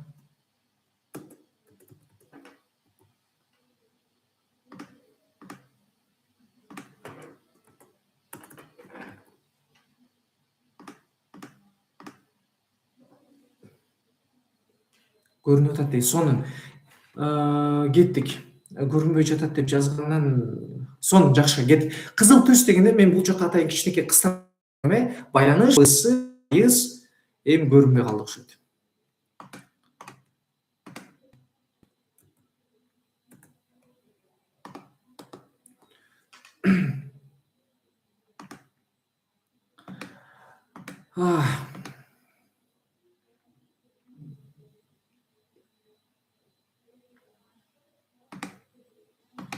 Азыр эми көрүнбөй калды дейт, Азыр мен чыгарганга аракет кылып атам, бирок бул жактан чыкпай атат. Мен чыкты деп эле өтө берип атам да. Ай, эмне болуп жатат, эмне болуп жатат? Эфирибизге канакей азыр көрүндү окшойт. Кызыл түс деп турат. Кызыл түстү мен атайын бул жака кыскара болуп койдум. Байланыш дегенде бул ортодогу байланышты мен жана 16-15 байланышты өтүп бербедимби? Ошол байланыш карайсыңар. Эгер ал боюнча мындай жакшы биле албасак, бул маанилүү деле эмес. Байланыштыруучу сүйлөм бул маанилүүсү. Сүйлөм түзүп алабыз. Эгер бул дагы дал келип аткан болсо варианттар арасынан, анда пайызды карайбыз. Так же ыктымалдуу экен. Андан кийин оң же терси карайбыз, андан кийин сөз түркүмдөр, анан логикалык байланыш. Ушуну кечке кайталап атып 5-6 жолу менин ноутбугум слайдтан чыгып, кайра кирип атып. Биринчи суроо, кызыл түс. Эми бул жакта сүйлөм түзүп алабыз. Кызыл бул түстүн бир түрү. Кеттик. Эми көрүнүп жатат, сонун. Кызыл бул түстүн бир түрү. Ак бул кардын бир түрүбү? Жок. Таза бул идиштин бир түрүбү? Жок. Токтоо бул мүнөздүн бир түрүбү? Ооба. Токтоолук деген бул бир мүнөз.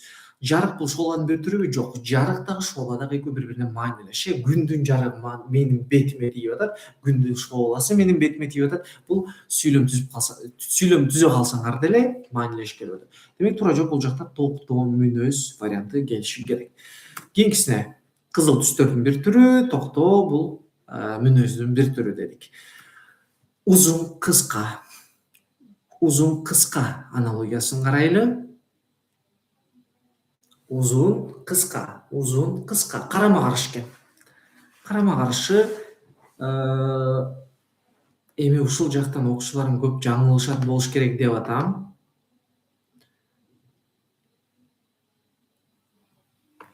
Көрүнбөй калды. Дагы көрүнбөй калдыбы? Меники могул жактан чыгып эле көрүнүп атпайбы? Көрүнбөй калуу менен эфирден көп кишини жоготуп алып атам, Эмнеге көрүнүп, кайра көрүнбөй ушинтип жатат азыр. Эми көрүнүш керек. Азырчы көрүндүбү?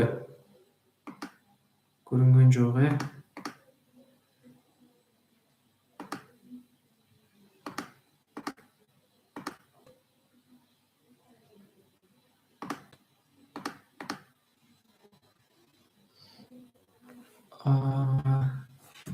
Азыр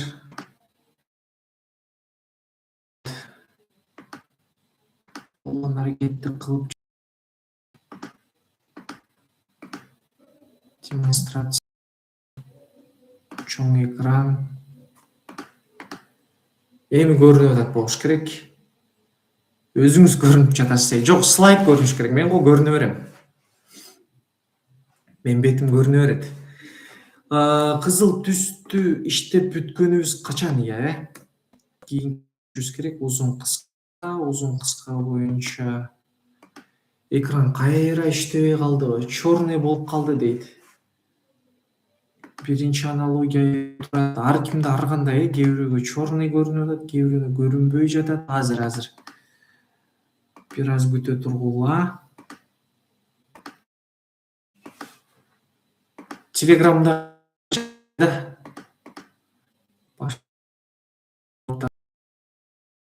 менимче проблемалар көп жаралат. Көрүнүп атат силерге?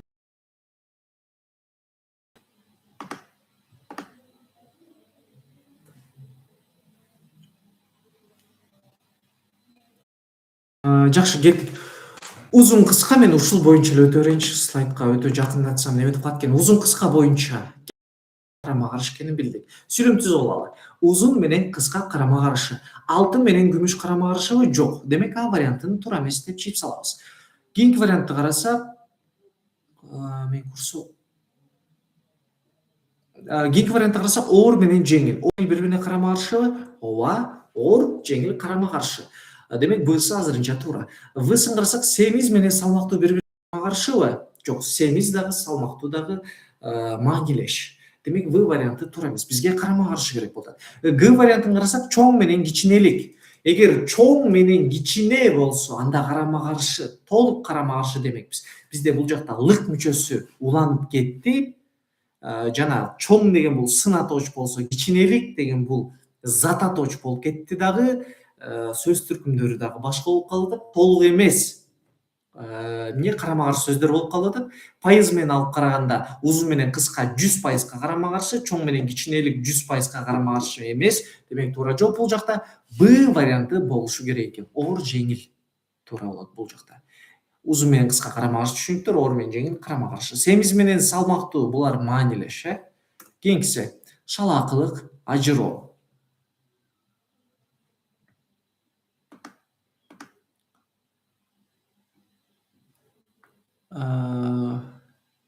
Шалаакылык, ажыроо. Кеттик, эми шалаакылык, ажыроону түшүндүрө кетейин. Шалаакылыктын айынан биз көп нерседен ажырап калабыз. Эмгекчилдиктин айынан биз мол түшүм алабыз. Туура эле келет. Текеберликтин айынан биз каниет кылабыз. Каниет кылуу деген шүгүр кылуу, топук кылуу дегенди айтат, Айынан биз каниет кылбайбыз да. Демек Б вариант туура эмес экен бул жакта, Кийинки жалкоолуктун айынан куру калабыз. Ооба, туура. Жалкоо боло берсеңер көп нерсе каласың, куру каласың. Эпчилдиктин айынан ийкемдүү болобуз. Жок, ийкемдүүлүк деген бул эпчилдиктин артынан эмес, Демек Г варианты чийип салсак болот экен. Бизде А менен В жакын келет. Эмгекчиликтин артынан мол түшүм алабыз жана жалкоолуктун артынан куру калабыз. Эми карагыла могул жактан. Байланыштыруу сүйлөм түзсөк туура келип атат. Шалаакылыктын айынан ажырайбыз, эмгекчилдиктин айынан мол түшүм, жалкоолуктун айынан куру калуу деп, байланыштыруу сүйлөм келип атат. Пайыз менен алып карасак, буга эми пайызды бере албайт экенбиз, 100%, 100% деп. 100% ажырашың мүмкүн, 100% мол түшүм аласың, 100% куру каласың дегендей. Оң же терс экенине маани беребиз. Кеттик. Шалаакылыктын айынан ажырайсың, бул минус нерсеби? Ооба. Эмгекчилдиктин айынан мол түшүм аласың, бул плюс нерсе. Ал эми жалкоолуктун артынан айынан куру калганың бул минус нерсе. Демек үлгү жүк минус, В минус, туура жооп В варианты болушу керек экен. Көрдүңөр, биз үстүндөгү бардык нерсени кылып көрдүк. Байланыштыруу сүйлөм түздүк, пайыз менен карадык. Анан оң же терске келгенде биздин туура жооп чыгып калды В варианты деп. Демек туура жооп В варианты болушу керек экен. Мынакей жообу. Кийинкиси жакшы, жаман дегенди карагыла эми.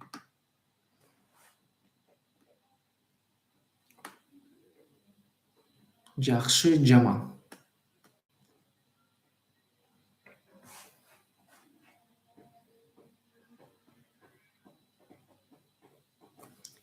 Сонун. Жакшы, жаман. Кеттик. Жакшы, жаманды түшүндүрүп баштайын. Варианттарды карасам, ооба, туура жооп бергендер бар, туура эмес жооп бергендер бар. Бул жакта эске ала турчу нерсе, жакшы менен жаман бири бирине карама каршы дедик. Эсептөө менен саноо бири бирине карама каршы деп айта албайбыз. Демек А вариант туура эмес. Туруу менен жатуу карама каршыбы? Ооба. Ысык менен музда карама каршыбы? Ооба. Баруу менен келүү карама каршыбы? Ооба. Байланыштыруу сүйлөм түзсөк дал келип атат. Пайыз менен карасак, 100%га карама каршы. Оң же терсти карасак, мисалы жакшыга плюс бересиң, турууга плюс, ысыкка плюс, барганга плюс. Эми плюс минуска баруу келүүгө плюс минусту бергенибиз бир аз туура эмесирээк болуп калат экен, Эми сөз түркүмдү карайлы. Кийинки вариант сөз түркүм экен. Сөз түркүм боюнча карай турган болсок, жакшы менен жаман кайсы сөз түркүмүндө? Кандай деген суроого жооп берет. Жакшы, кандай, жаман. Демек сөз түркүмдө сын атооч. Туруу, жатуу, баруу, келүү булар этиштен болуп атат. Демек туура жооп В варианты ысык, муздак, сын атооштон болгондуктан үлгү жуптагы сына тоштон болгондуктан туура келип атат. Мен дароо эле сөз түркүмүнөн таап алган жокмун, байкап атасыңарбы? Биринчи байланыштыруучу сүйлөм түзгүлө, пайызын карагыла, оң же терскенин карагыла, андан кийин анан сөз түркүмдөрүнө карайбыз. Кийинкиге өттүк. Жору балапан. Жору балапан. Көрүнүп атат, көрүнүп атат, көрүнүп атат. Көрүнбөй атат деп жазгандар. Негизи көрүнүп атат.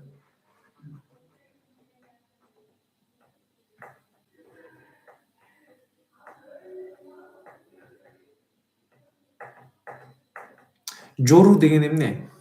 Жору деген орусча айтканда гриф деп коет. Жанагы таз жору деп уктуңар беле?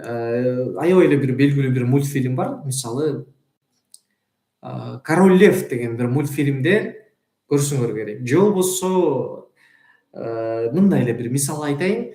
Бир мал өлүп кала турган болсо, ал малга бүркүттөр келбейт, билесиңер. Бүркүттөр тирүү нерсени кармап жейт.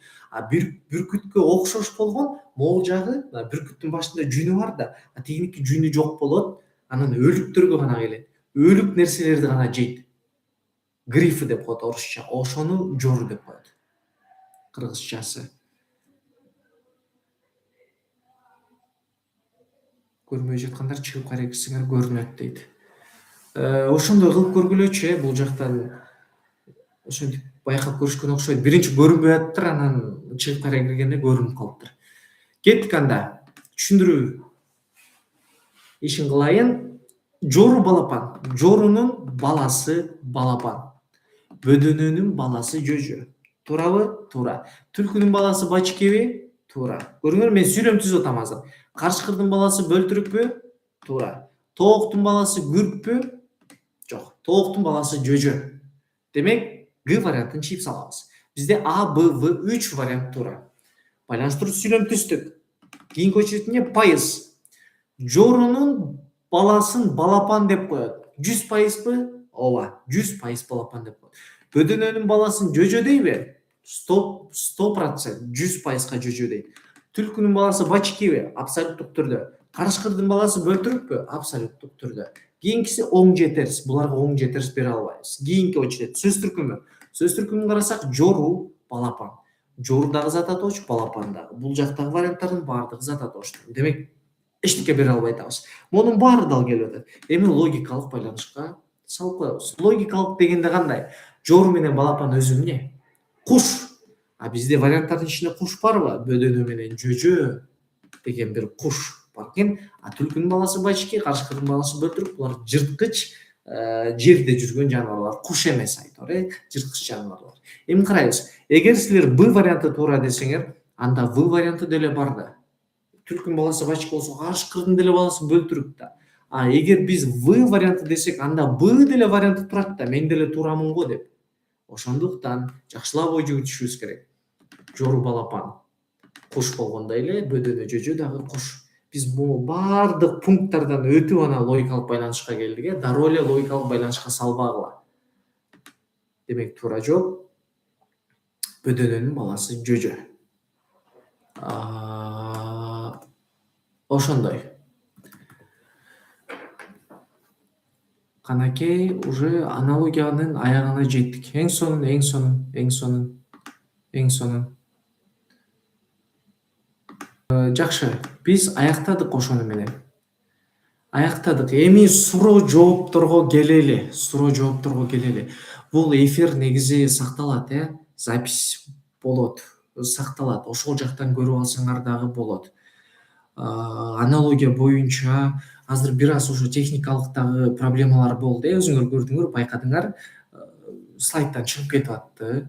Эми бирок бул деле көп тоскоол болбошу керек, Башында силерге аналогия боюнча түшүндүрмө бердим. Аналогиянын 16 байланышы боюнча, тагыраак 16 деп, көп жолу 16 деп айтып берем, 15 байланыш бар, ооба. 15 байланыш бар.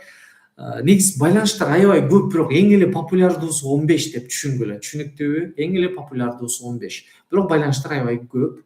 Ошол боюнча маалымат бердим. Андан кийин аналогиянын түрлөрү боюнча так жана ыктымалдуу экенин түшүндүрдүм, жана аналогияны таап алууда кайсы пункттарга маани берет экенибизди түшүндүрдүм силерге.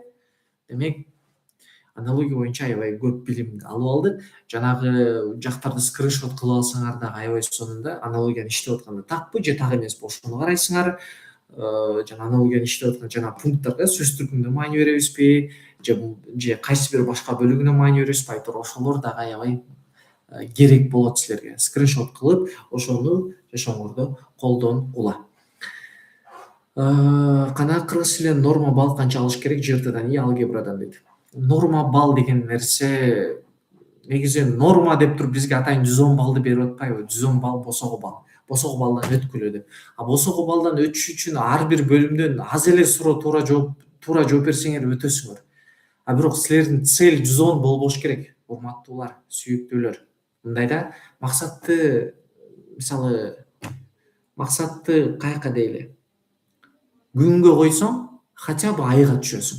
Сен максатты айга койсоң, анда жерде эле каласың дегендей да. Ошон үчүн чоңураак максат коюп, чоңураак аракет кылсаңар, хотя бы 200 же 180 балл аласыңар деген нерсе да. Сен целиң 110 болсо анда 110чолук даярданасың, жана 110го жетпей калышың дагы толук мүмкүн. Манас университетинде проходной балл канча? Манас университетинде негизи ОРТ боюнча айтайын, мен өзүм ОРТ менен да тапшыргам. ОРТ боюнча 110 балл алсаң жетиштүү. Анан Манастын өзүнүн экзамендери бар.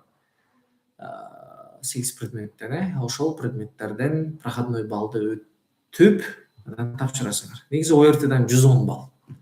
90 суроонун ичинен 80 кантип туура жооп берсе болот жана канча балл берилет. 90 суроонун ичинен 80 суроого туура жооп бериш үчүн кылдаттык керек, кылдаттык. Мындай суроо берип калдыңар, демек силер мындай көп эле суроону туура кылып атасыңар жана кыла аласыңар. Демек мындай көбүрөөк кылдаттыкты талап кылат болчумун да. Анткени кээ бирөө шашып кетип эле оңой суроону туура эмес кылып салып, анан кийин өкүнүп калат. Сынамык тест жазган окуучулардан көп көрдүм ушунучу. Сынамык тестти жазат, анан сынамык тестти жазып бүткөндөн кийин түшүндүрүп берсең, агай мен түшүнөт болчумун, мен буну билет болчумун да дегендер аябай көп да. Ошол үчүн кылдаттык. Аналогияны табууда кайсы пункттар бар эле? Аналогияны табууда мен жана пункттарды айтып бердим. Биринчи байланыштыруучу сүйлөмдү түзүп алгыла. Эгер байланыштыруучу сүйлөмдү түзүп алсаңар, туура варианттар көп чыгып аткан болсо, анда так же ыктымалдуу экенин карагыла. Эгер так жана ыктымалдуулук дагы туура чыгып аткан болсо, анда плюс-минус оң терсин карагыла. Эгер оң терс дагы эки вариантта тең дал келип аткан болсо, анда сөз түркүмдөрүн карайсың. Эгер сөз түркүмдөрдү дал келип аткан болсо, анда логикалык байланышка салсаңар дагы туура жоопту таба алсаңар болот. Слайдтардын баарын көрсөтө кетиңизчи бир-бирден кыскача экрандан дейт. Бул экрандагы слайдтар запись болот негизи. Жана эфирлерден эметип алсаңар болот болчу. Эфирден эметип алсаңар болмок экен, скриншот кылып алсаңар болмок экен. Негизи эфир сакталат, ошол эфирден карап скриншот кылып алгыла. Кайсыл айда жрт тапшырат мектептерде айтып коебузбу точносын? Точный жрт тапшыра турчу датаны негизи ЦОМОнун сайтына чыгарат, бирок көпчүлүк учурда майдын 10-унан 20-сына чейинки дата.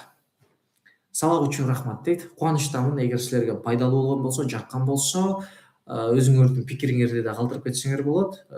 Силерге дагы чоң рахмат, аягына чейин отуруп көргөнүңөргө. Башында көрүүчүлөр аябай көп болчу, анан менин слайдым чыккандан кийин эле чыгып кирип атып көп көрүүчүнү жоготуп алдым окшойт. Туризмге дагы ошол 8 предметтен тапшырыш керекпи дейт. Ооба, ошол 8 предметтен тапшырасыңар. Бюджеттик общий балл канча? Бюджеттик общий балл деген нерсе жок. Бюджет 100% гарантия берем, бюджет болот, качан силер алтын сертификат алганда. Алтын сертификаттан сырткары дагы бюджетке өтсө болот го дейсиңер. Ооба, өтсө болот, бирок ал конкуренцияга жараша. Эгер ошол жылдары, мисалы силер быйыл канча 2026 тапшыргансыңар, 2026-жылы балким алтын сертификат ала турган окуучулар 200 балл алгандар алтын сертификат алат. Аны ким билет, Алтын сертификат деген бул эң алдыңкы 50 окуучуга берилет. Ошондой эле бюджеттик орундагы жогорку балл алгандарга берилет. Орто эсеп менен айтып коеюн, 180 баллдан жогору алсаңар бюджеттик орунга өтсөңөр болот деп койсом болот. Агай, грамматика боюнча дагы сабак өтүп бересизби? Негизи грамматика боюнча дагы сабак өтүп жүрөм өзүм, ооба. Бирок мен проманаста көбүнчө аналогия менен иштешем. Окуп түшүнүүдөн сабак өтүп берсеңиз сонун болмок агай дейт. Окуп түшүнүүдөн сабак өтсө болот негизинен. Бирок негизи менден дагы күчтүү агайлар бар деп айта алам. Анткени Нуржан агайыңарды көрүп жүрөсүңөр, аябагандай күчтүү агайлардын бири. Ошол Нуржан агайдын өзүнүн методикасы бар. Буюрса ал агайыңар дагы өзүнүн эфирин өтөт. Аналогия боюнча дагы китеп жазды, анан окуп түшүнүү боюнча дагы аябай сонун бир өзүнүн методикасы бар. Кааласаңар курстарга жазылып, биздин ошо промонас курсуна жазылып, ошол агайдын сабактарын көрсөңөр болот. Жана кийинки эфирлерден дагы Нуржан агайыңар балким өтүп береттир.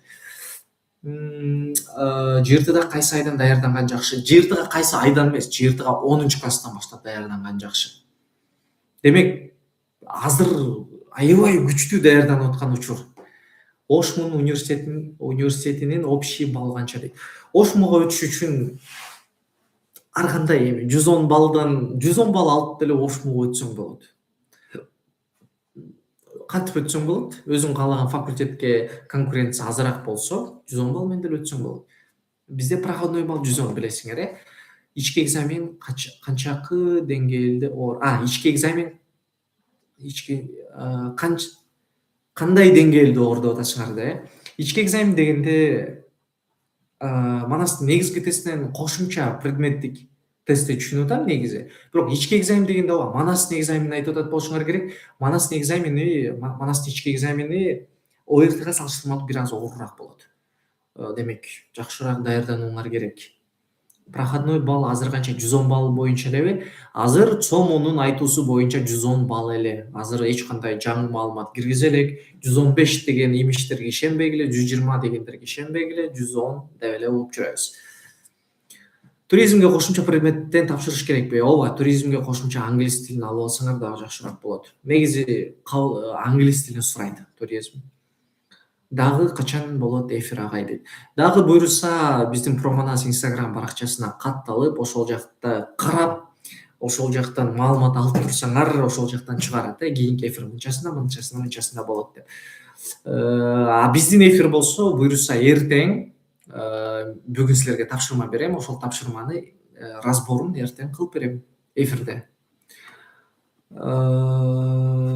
Ошмунун бюджети барбы дейт. Менимче Ошмунун бюджети болушу керек. Эфир канчага чейин сакталат? Эфир канча убакытка чейин сакталат экенин мен так билбейт экенмин. Аны бул жактагы Промонасты именно ушу медиа жагын карап жаткан агай эжекейлериңерден сураш керек. Бүгүн сакталса эле жетиштүү го дейм силерге. Ушул эфирди көрүп аласыңар, керектүү жактарын скриншот кылып аласыңар, анан колдонуп жүрсөңөр, ошол эле жетиштүү. Көпкө сакталыштын деле кереги жок. Көпкө сакталса силер кийин көрүп алам деп коесуңар. Ошон үчүн көпкө дебей эле коеюн. Агай сонун сабак өтүп бердиңиз, рахмат. Дагы ушундай сабактарды тез өтүп турсаңыз жакшы болот эле. Жарайт, рахмат, кубанычтамын. Көрүнбөй жатат дейт. Ооба, Марсель айткандай, кээ бирөөбүздө ошо ошибка болуп калып атат окшойт. Кайра чыгып, кайра кирсеңер көрүнүп баштайт. Саат кана 8:30 болуптур, бир 5 мүнөттүк суроо жооп кылалы, андан кийин мен эфиримди аяктайм. Сабагыңыз үчүн чоң рахмат. Сонун эфир болупту. Дагы күтөбүз. Силерге дагы чоң рахмат. Жагымдуу сөздөр болду. Пайдалуу болгон болсо кубанычтамын. Агай, кошумча математика боюнча маалымат бериңизчи. Кошумча математика боюнча маалымат берсем, негизги тест боюнча айтайын, кошумча маалымат деп атасыңар. Негизги тест боюнча, негизги тест 60 суроо келет, билесиңер. Анан мен кыргыз тилге караганда математиканы дагы немерээк баалайм да. Мындай окуучуну көрдүңөр беле? Математикасы жакшы, бирок кыргыз тили жаман болгон окуучуну көрдүңөр беле? Жок, андай жок. Эгер математикасы күчтүү болсо, анда башка сабактары дагы күчтүү болот. Демек, математиканы жакшылап окусаңар, логикаңар өсөт. Кыргыз тили деле негизи логика. Демек, көбүрөөк математикага дагы басым жасагыла. Математика боюнча маалымат бере кетсем, 60 суроо. Биринчи колонкалар бөлүмүндө эң чоң лайфхак айта кетейин. Оңой суроолорду биринчи аткарып алгыла, анан оорулорун шашпай убакыт ашканда кылгыла. Биринчи оорулорду отуруп берсеңер, убакыт аз калганда жеңил суроолорду дагы аткарганыңарда мындай коркуу менен аткарып, туура эмесин белгилеп алышыңар болуп мүмкүн. Ошондуктан биринчи жеңил суроолорду аткарып алгыла. Ошму медиктерге контракттын баасы, Ошму дагы медиктердин контракттык баасын так билбейт экен. Бирок так маалымат алсаңар болот. Кайсыл жерден? интернетке киресиңер, Googleга жазасыңар, ошмо медицина бөлүмү десеңер, ошол жактын медицина бөлүмүнүн контрагы десеңер, ошол жактан так конкреттүү даана чыгарып берет. Балким стоматологияныкы төмөнүрөөк болушу мүмкүн, хирургияныкы жогору болушу мүмкүн. Карап алсаңар дагы такыраак маалыматты ошол жактан аласыңар. Аябай жакшы болду, чоң рахмат дейт. Силерге дагы рахмат, ушул аягына чейин чыдап отуруп көрүп бергениңерге кубанычтамын. Экономист болуш үчүн кошумча кайсы сабактар? Математиканы аласыңар жана тарыхты. Сонун болду, рахмат дейт. Жакшы. Дополнительная математика, дополнительная кошумча математика, предметтик математика десек, ооба. Предметтик математика бир аз оор келет. Негизги тесттин суроолору, негизги жыйыртынын математикасын жакшы билсеңер, ал жактын 70% суроосун аткара билесиңер. Ал эми логарифма, тригонометрия, вышматка чейинки темаларды жалпылай билсеңер, анда 150 суроо дебедимби? Ичиндеги баардык 150 балдык суроону аткара аласыңар. Демек, 70%, 60%дык суроону аткара аласыңар негизи. Чыныгы жыйыртынын темасы менен, негизги жыйыртын темасы менен. Демек, дополнительный математиканы жакшы аткара билиш үчүн логарифма, тригонометрия, вышматка чейинки темаларды окуп билишиңер керек болот. Мен математика сабагынан эч нерсе билбейм, эсеп чыгарганда аябай кыйналам, 9-класста окуйм бирок дейт. 9-класста болсоңор, жана ушундай силерди азыр эле ушундай кыйнап аткан болсо, анда аябай сонун эрте ойлонуп атырсыңар, азаматсыңар. 9-класс болсоңор, анда 10-11 2 жылыңар бар. 2,5 жыл дейин, азыр жылдын жарымы да. 2,5 жылдын ичинде эмне кыласыңар? Эң биринчи 5-6 класстын математикасынан тартып 9га чейинкини кайталап окуп баштагыла. Эч нерсе билбейм деген нерсе жок. Биринчи 2-2-ни кошкондон жок, 2-2-ни кошкондон баштагыла, ооба. Андан кийин көбөйтүп өтөсүңөр дагы, таблицаны жаттагыла. Сүйүктүү окуучуларым, таблицаны билбегендер аябай көп. Таблицаны жаттагыла. Анан ошентип акырындап көтөрүлө бересиңер. Тамырга өтөсүңөр, тамырдан кийинки эмне экспонентс деген даражалар темасын, ошол темаларды өтүп кыйындай берсеңер, эмнеге болбосун? Бардык нерсе бир кадамдан болот, дароо эле баары болуп кетпейт. 9-класста болсоңор, силер учуштасыңар. Силерде азыр бонус бар экен да. Манастын тестинен өтпөй калса, башка универге өтүп кетсе болот. Манастын тестинен өтпөй калсаңар, ОРТ тесттин жардамы менен өтсөңөр болот, эгер ушунчалык эле Манаста калып атсаңар. Эгер Манастан башка эле университетке тапшырайын десеңер, Манастын экзаменин өтпөй калсаңар, ОРТ менен башка университетке тапшырсаңар болот, ооба. ЦОМО тест биринчи варианттан баштап 10 вариантка чейин 3кө окуган баланын деңгээли дейт да, 10-15 варианттарга чейин 4 окуган баланын деңгээли дейт. 15 варианттар оор дейт, ушундайбы дейт. Жок, андай эмес. Бул ЦОМОнун тестинин ичиндеги варианттар 3кө окуган балдарга карата ушул, анан 4кө окуган балдарга карата 15тен 21 деген бул такыр туура эмес маалымат. Андай туура эмес. ЦОМОнун тести, эгер бир тестин көргөн болсоңор, бардык тесттеринин деңгээли ошондой эле. Оор эмес, жепжеңил болот. Эгерчи мындай да, мен ОРТ эле эмес, мен чет мамлекетке дагы тапшырып көрдүм да. Чет мамлекетке тапшырдым, жана ал жактын өзүнүн тести бар. Өзүнүн тестин карасам, математикасы ушунчалык оор да. Биздин жыйыртыбыз жепжеңил тест болуп калат экен. Бул эмнени айтып атат? Бул Кыргызстандын билим деңгээлин айтып атат. Ошол себептүү мындай негизи Кыргызстанга күчтүү кадрлар керек. Билимге аябай мындай маани беришибиз керек болот. Ошондуктан аябай тырышып окууңарды суранат болчумун баарыңарданчы. Эң оңой тесттердин бири болду. Жашоомдогу эң оңой тесттердин бири ушул математика болду. Математика жана ушу жыйыртын тести болду десем болот. Жыйыртын тест аябай кандай оңой. Ошон үчүн оңой кабыл алып, аракетиңерди кылгыла. Дагы суроолор барбы? Математика көбүнчө кандай суроолор келет ОРТда? Көбүнчө тесттин кейжиге киресиңер. Тесттин кейжи деген сайт бар. Ошол жака кирип, математиканы аткарып көрсөңөр, ошондой суроолор келет. Азыр бул жакта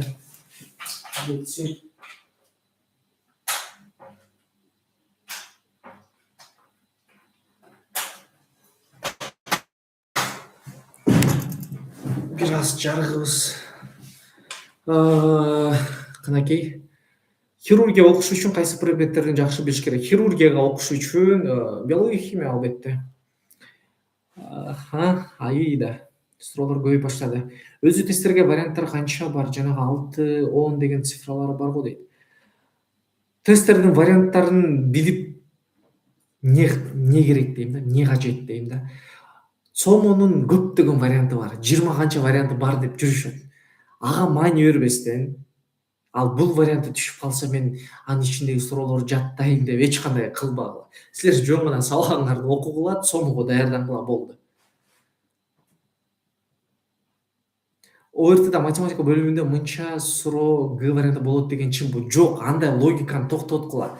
Именно А деген варианттан 10 болот экен, анан Б дегенден 4 болот экен деген такыр болбойт андай. Такыр андай нерселерге салбагыла. Окугула андан көрө. Окуп кыйналгыла. Аны жаттап кыйналбай, окуп кыйналгыла. Андай жок, бул калп баары миф. Жогоруда менин суроомо жооп берип кеттиңиз го, математика жөнүндө билбейм деп, бирок мен 9-да экзамен бар да, ошого чейин кантип барып даярдансам болот? Аябай эле кыйналам да дейт. 9-класста гос экзамен жөнүндөбү? Гос экзамен болсо, гос экзаменге чейин жарым жылыңар бар экен.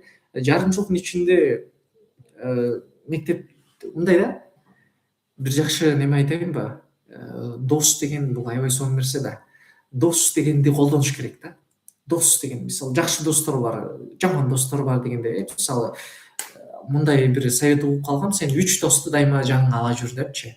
Бирөө сени көңүл ача турган дос болсун, бирөө кандай, бирөө сага мотивация берип турган аябай илимдүү дос болсун дейм. А бирөө болсо мындай душевно сүйлөшкөн, жанагы душевно деп. Кыргызча эле айтайынчы, мындай жан дүйнөсү таза болгон, мындай чай иче турган дос